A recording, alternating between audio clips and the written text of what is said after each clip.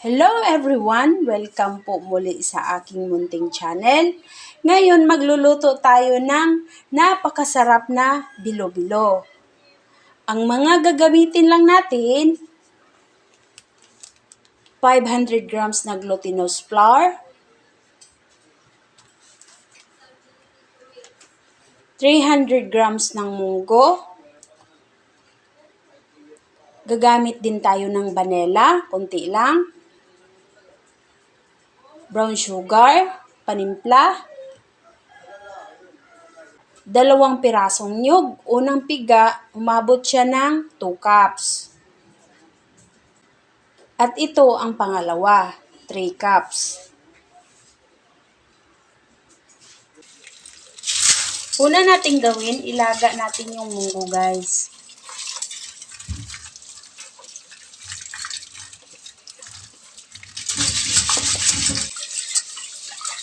Pwede din to inyong ibabad kinabukasan para madali siyang malambot. Nakalimutan ko siyang ibabad kagabi.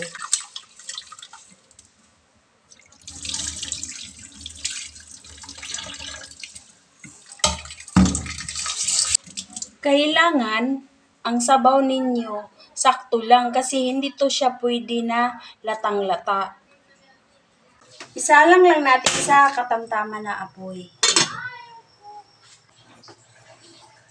Kailangan ganito lang siya guys pagkaluto, hindi yung latang-lata.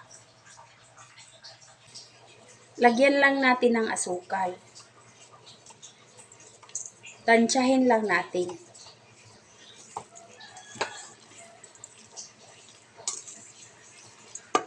Palamigin lang natin guys. Ilagay lang natin yung glutinous sa bowl. Gawin nating dough yung malagkit powder guys. Lagyan natin ng dahan-dahan ng tubig. Huwag nating biglain kasi baka malusaw. Maging malugaw siya.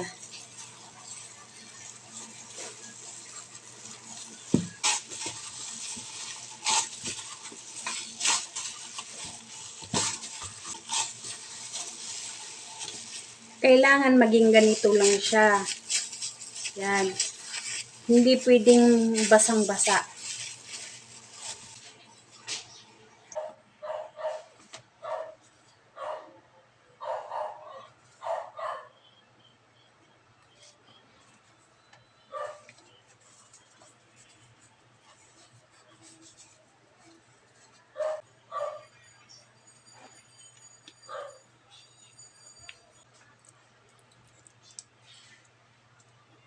Munggo.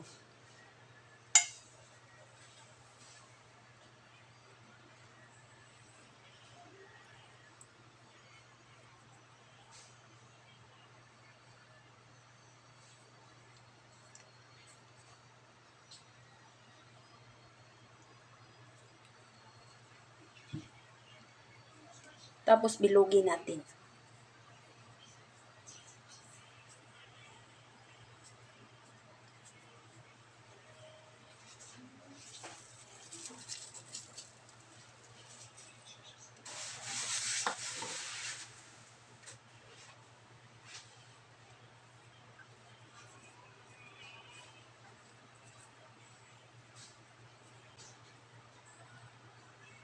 Ganyan lang siya guys. Oh.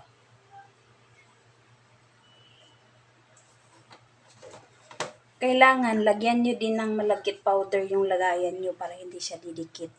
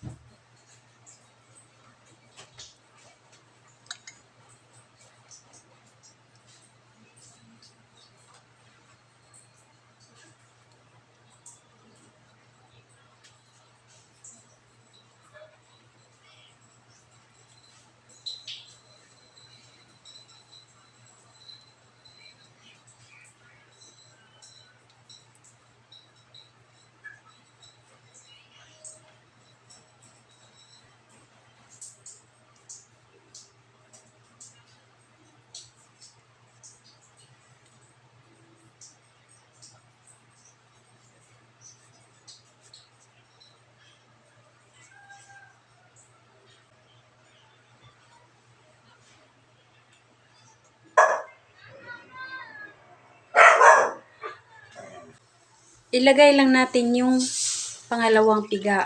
Pakuluin lang natin.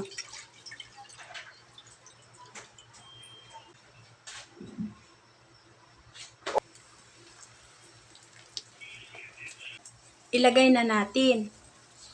Kailangan guys, kulo talaga yung paglagay nyo nito kasi para hindi siya maghiwalay-hiwalay.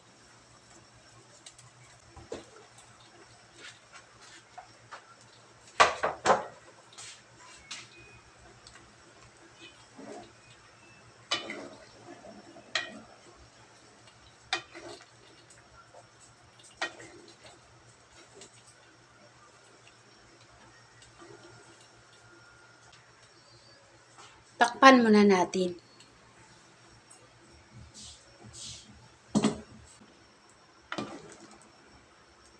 Maglagay lang tayo ng asukal na ayon sa ating mga panglasa guys.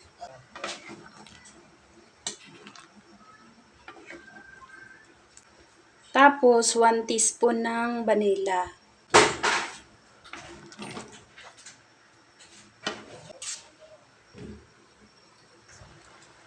Pag ganito na yung itsura niya, ilagay nyo na ang kakanggata.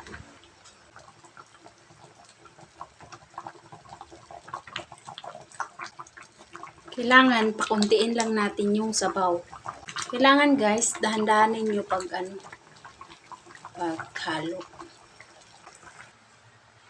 Ayan guys, luto na. Tikman lang natin.